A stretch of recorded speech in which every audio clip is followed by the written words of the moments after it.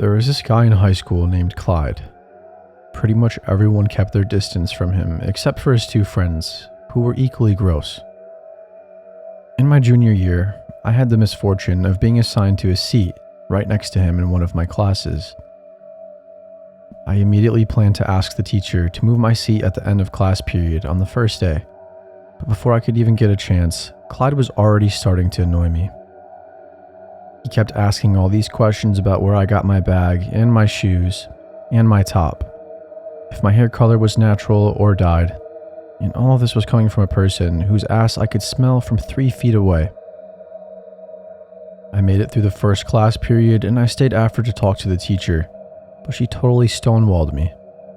She was one of those teachers that never really made expectations for anyone or anything.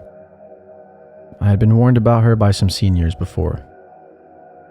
I thought she would let it slide instead of making a girl sit next to the foulest creep in the school for the whole year, but no. It only took a couple of days for Clyde to develop a crush on me. To make matters worse, I was still walking to and home from school.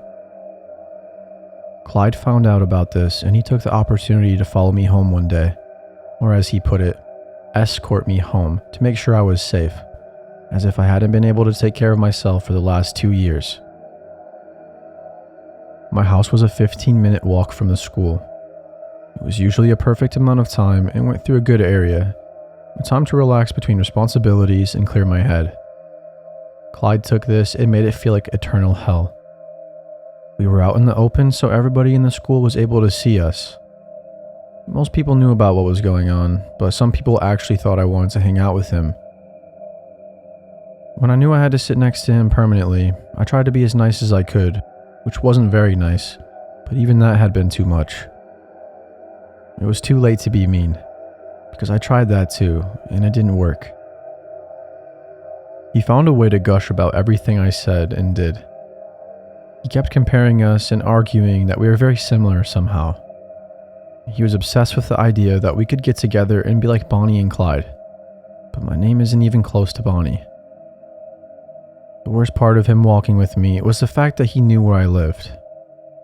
It's not a surprise that he tried to invite himself in, but I drew a hard line there and almost spit in his face. The only reason I didn't is because he probably would have really enjoyed that.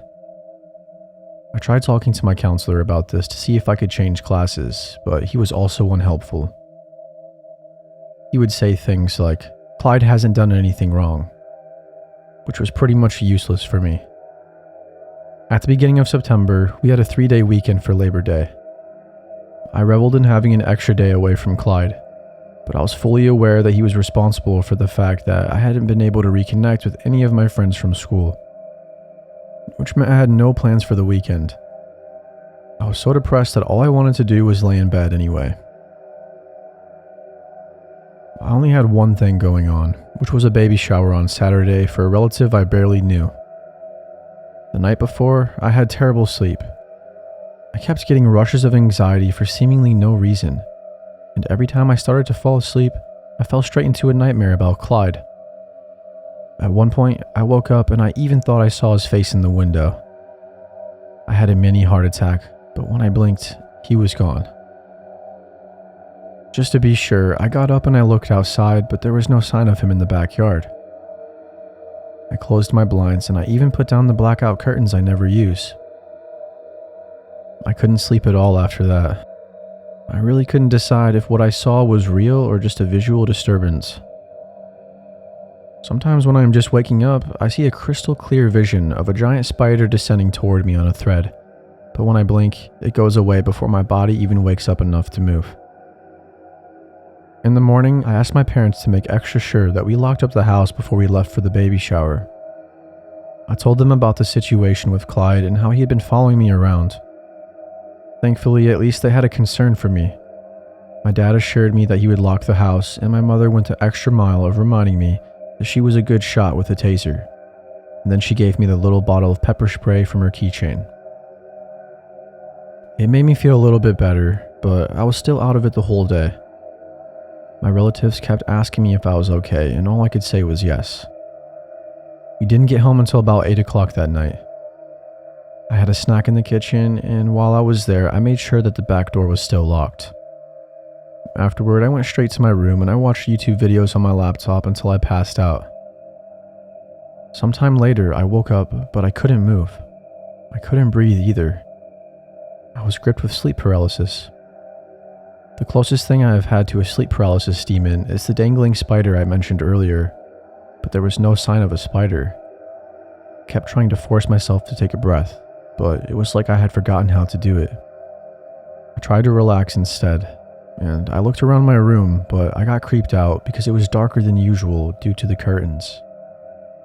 Of course, I could clearly see Clyde's face peeking over the edge of my bed. My heart nearly jumped out of my chest, but I still couldn't move. I kept staring at his face, waiting for it to go away, praying for it to be a hallucination. But when I blinked, he didn't go away. He moved. Clyde slowly stood up and hovered over me. "Let's have a sleepover," he whispered as he approached my mouth with a strip of duct tape. At the last second, I broke free from the grip of sleep paralysis and screamed as I grabbed the pillow next to me and stuffed it into his face. He blindly stuck the piece of tape over my mouth, but while he couldn't see what was going on, I quickly reached underneath the pillow I was sleeping on and grabbed the pepper spray my mother gave me and undid the safety like she explained. Then I pointed it right at his face at the exact moment he ripped the pillow away. I fired the spray and it nailed him as well as it possibly could, but some of it backfired onto me. We were both incapacitated, but luckily it only took another 15 seconds for my parents to come running into my room, at which point they conducted a citizen's arrest until the police arrived. The cops did a sweep of the house and found damage to the outside of the lock on the back door, which indicated Clyde had picked the lock. It truly doesn't surprise me at all that lockpicking is something he is good at. Clyde went to a juvenile detention center for a couple of weeks, and then, through an annoying bureaucratic process, I managed to get him expelled from school.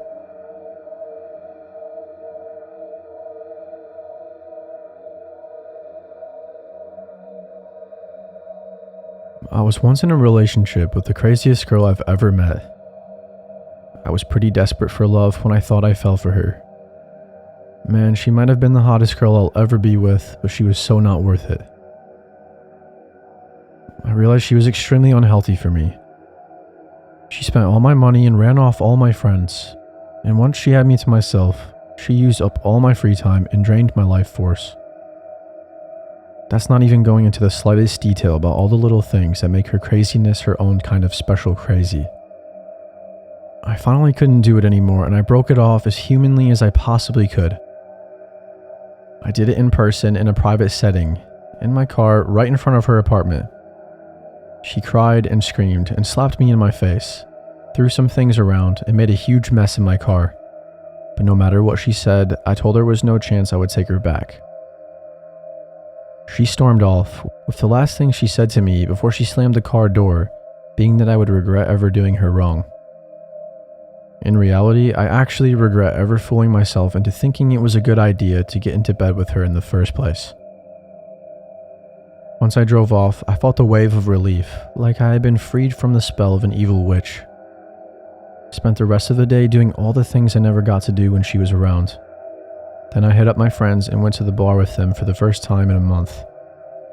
I told them about how it went down, and they warned me about something, just like they warned me about the dangers of crazy girls when I first got with her. "This is not over," they said. "You might be done with her, but she's not done with you." They could not have been more correct.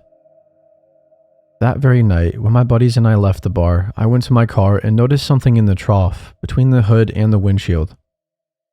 I took a closer look, and I pulled out a crooked and rusted 6-inch steel nail. I keep my car very clean, so I was pretty sure it hadn't been there in the morning. I don't know anything about witchcraft or magic, and I don't believe any of it, but my ex-girlfriend was a proudly self-proclaimed witch, so I had a suspicion it had something to do with her. I asked one of my friends to ask his girlfriend about it, and she confirmed what I thought, explaining that my ex probably used it in some kind of spell to hex me, and then left it with me to make sure it did the harm it was supposed to. What a bunch of BS, I thought, but I was still concerned about what else the woman might do. After I found out it was definitely from my ex, I chucked it into the trash. Unfortunately, this was only just the beginning. Over the course of the next week, I went through an ordeal, much of which is probably familiar to many. One morning, I woke up and saw a bunch of key marks on my car. Apparently, they were runes. The next day, 3 of the tires were slashed. 24 hours after that, there was a bunch of broken glass and rusty nails on my doorstep, surrounded by a dark stain on the concrete. My friend's girlfriend said it was probably a vial of war water, but I don't know what that means, and I didn't really care. At a certain point, I even started to see her out of the corner of my eye. Just glimpses, though. When I actually turned to look at her, she would be gone, around the corner or behind something, and too far away for me to do anything about it. I was just as annoyed as I was scared. I didn't know what she was capable of, but her intentions were clearly not good. 6 days after we broke up, there was a psychotic note on my door, impaled with, you guessed it, a long rusty nail. It basically said that if I don't want to suffer the greatest agonies imaginable in this life, and then suffer even greater in the afterlife, I have to immediately go to her apartment and grovel at her feet, beg and plead for forgiveness, and swear that I'll become completely subservient to her. Real crazy stuff. I didn't do anything, obviously. I had work the next day. I was done letting my life revolve around that immature idiot. I just got my car back from the shop after getting new tires, and since she already targeted my car before, I figured she would do something else to it. I was right, but that wasn't all. When I walked back to my car at the end of my shift, my heart sank. I could see it from 100 feet away. Another damn crooked, rusty 6-inch nail. But this time, she drove it through my windshield, causing the whole thing to crack into a million pieces. Thankfully, the laminated layer held it all together, but it was totally impossible to see through it. I pulled out my phone and sat down in my car to call another tow truck, but the second I closed the door, I smelled it. My ex's perfume. It was strong, too. A chill ran down my spine at that exact moment. I instinctively knew she was right behind me. I looked in my rearview mirror, and I saw her crawling out from the floorboard of the back seat. A look of pure evil on her face. Smiling, she wrapped her arms around my seat in a weird kind of hug from behind. And then I realized she was holding one of those rusty 6-inch nails in her hands. The point was directed at my heart, and from the shine at the tip, it had clearly been sharpened. She was ready to plunge into my heart. I laughed. "You're not strong enough to stab that through my sternum with that," I said. "Shut up," she screamed. "I'm strong enough to stab it through your windshield, wasn't I? What if I jam it through one of your ribs? Or why don't I just shove it down your throat? Huh? How about that, smartass?" She brought the point of the nail to my jugular, though in the moment I did not care in the slightest. I was suddenly overcome with anger. My patience was gone. All I saw was red. I grabbed my keys and turned on my car. "What are you doing?" shouted my ex. "Don't go anywhere or I'll stick you with this." She stuck the nail into my flesh and drew blood, but I barely felt it. I switched into first gear and I floored it. The nail cut the side of my neck as my ex flew backwards into the seat. She started screaming bloody murder and trying to regain her footing so she could come get at me, but I was already in second gear, racing through the lanes of the parking lot, struggling to see where I was going through the broken windshield. Once she was climbing over the center console, I slammed on the brakes. Suddenly, I noticed the crazy amount of pain that was in my neck. But she finally got what she deserved and flew straight into the windshield.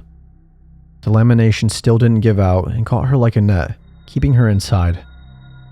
I pulled the parking brake, stepped out, then dragged the squealing maniac out of my car and threw her onto the asphalt. I sat back down in my car and locked the doors, then called the police. While they were on their way, my ex banged on the door and tried to force her way into my car. "Look what you did to me," she wailed, pointing at her face. There was a deep gash on the right side of her face, all the way from above her right eyebrow to the corner of her lip. When the police came, they arrested me and took her to the hospital. She pressed charges and we almost went to court. But at the last second, the case was dismissed thanks to my lawyers, who brought to the attention of the judge all the stalking she had been doing. In the end, my actions were ruled as self-defense. Things still aren't over for me, unfortunately. She's found a new way of ruining my life. I'm being sued in civil court now, but I think in the end, my countersuit will win out. It just goes to show that you should avoid making impulsive decisions. Don't date crazy people, and I guess even if you have a sharp object being held against your throat, you should try to defend yourself as gently as possible.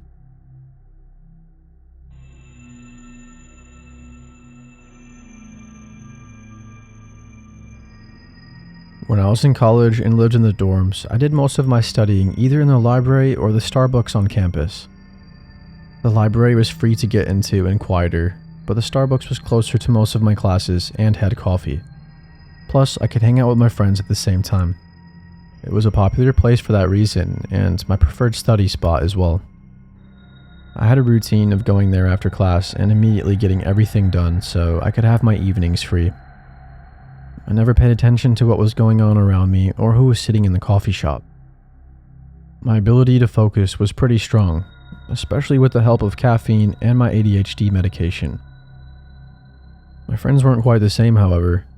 They were much chattier and liked to people watch during their breaks. At the start of second semester, a new person showed up at the coffee shop. If nobody had told me about him, I would have assumed he had been around all year like anybody else. But my friends knew they had never seen this guy. He seemed harmless at first, just like anybody else, and he was more a new potential piece of gossip than any sort of threat. When he was pointed out to me, all I saw was another guy with a latte working on his laptop and taking notes while listening to music. My friends asked me what I thought about him, like if he was cute or if I knew who he was. He was kind of pale and a little greasy and had a weak chin, but overall, he was unassuming. "He's a stranger," I said, and kind of an ugly one. Perhaps I said it too loud, because the noise and the laughter of my friends made him glance over at us for just a second. I looked away and got back to work. The next day, he was there at the coffee shop again, doing the exact thing he was doing the day before. Writing things down in his notebook, staring at his laptop, and occasionally looking around.